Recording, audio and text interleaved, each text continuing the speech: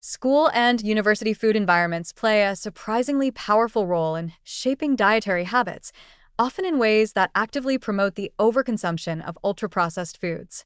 While education and public health campaigns often focus on teaching children and young adults to make healthier choices, the environment in which they live, study, and socialize can undermine those intentions.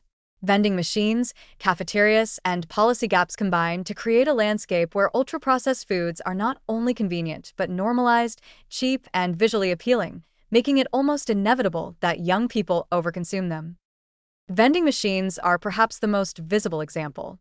Across middle schools, high schools, and universities, these machines are stocked predominantly with sugary snacks, chips, candy bars, and sweetened beverages. They are strategically placed in hallways, libraries, gym facilities, and dormitories, locations where students spend long hours and often face time pressures. The items they contain are engineered for rapid consumption, intense flavor, and immediate gratification, exploiting both sensory appeal and convenience. Adolescents and young adults frequently reach for these foods between classes or during late-night study sessions, consuming calories mindlessly, often without registering hunger.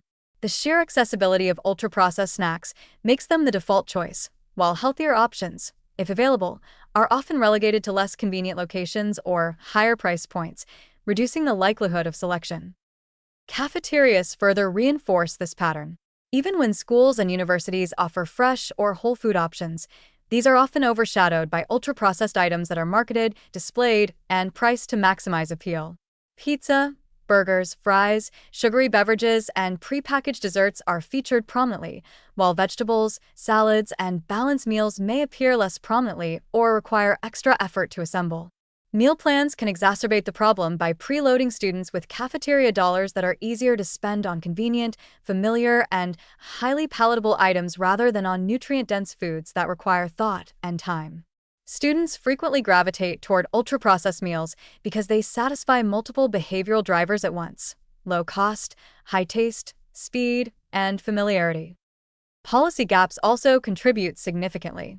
Nutritional guidelines are inconsistently enforced, and regulatory frameworks often lack teeth when it comes to controlling what is available in schools or universities.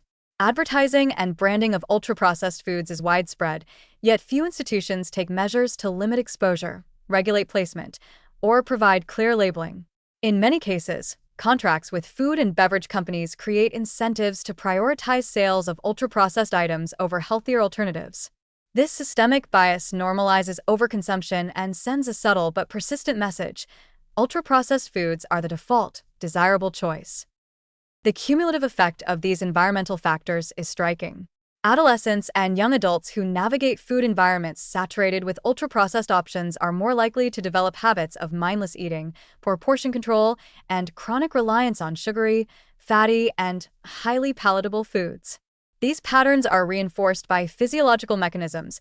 Hyperpalatable foods drive reward pathways, reduce satiety signaling, and promote repeated cravings. Over time, habitual exposure can recalibrate taste preferences, weaken internal hunger cues, and increase susceptibility to metabolic disorders.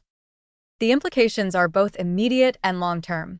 In the short term, students may experience energy crashes, mood swings, and difficulty concentrating, which paradoxically drive further consumption of ultra-processed snacks.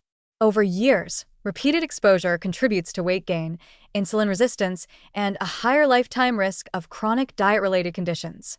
What begins as convenience and choice within the school or university context gradually evolves into entrenched dietary habits that persist into adulthood, shaping health outcomes decades later. Ultimately, the message is clear and concerning. The way schools and universities structure their food environments actively promotes overconsumption of ultra-processed foods.